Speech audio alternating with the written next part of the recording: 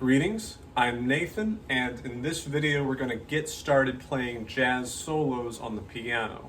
Through this and some future videos, we're going to gradually learn how to improvise a bebop melody based on chord progressions. My goal with this video is to be accessible to music students who aren't super experienced with music theory yet.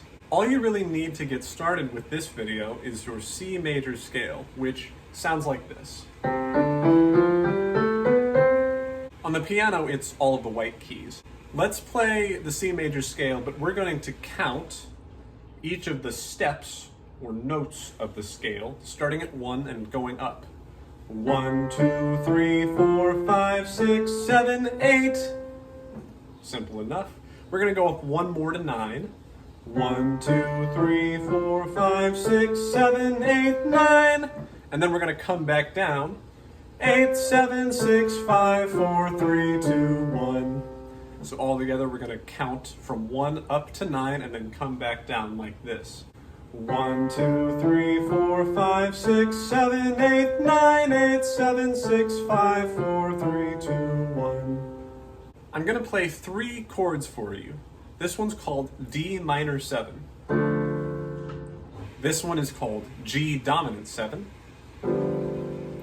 And this one is called C major 7. D minor has these notes. D, F, A, C. G dominant 7 has these notes.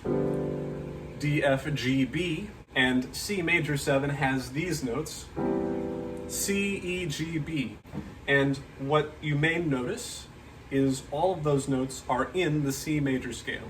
What that means is that when we see those 3 chords together, as we often do, we can actually play just the C major scale over all of those chords.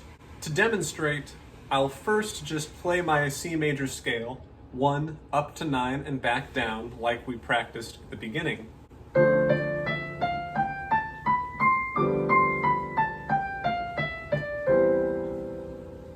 And I can actually improvise a melody using the notes of the C major scale over those chords, and I'm pretty sure that basically whatever note I choose at basically any time is going to sound pretty okay. Listen.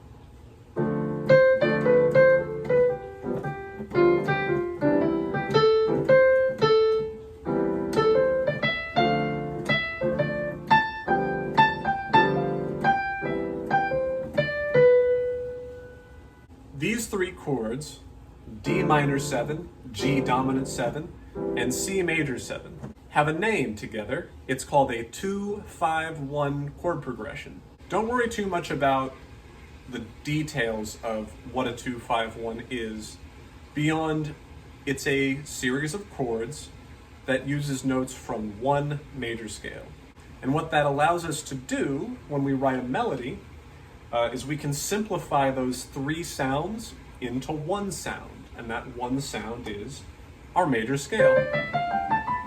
And we can do that for any key. Here's A flat major.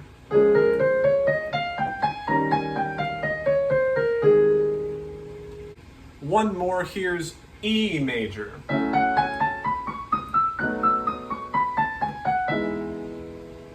If you haven't played a jazz solo before, but you know how to play major scales, this approach is pretty useful, I think. In the description below this video, I'll provide a document that shows all the major scales and also the 2-5-1 for that major scale.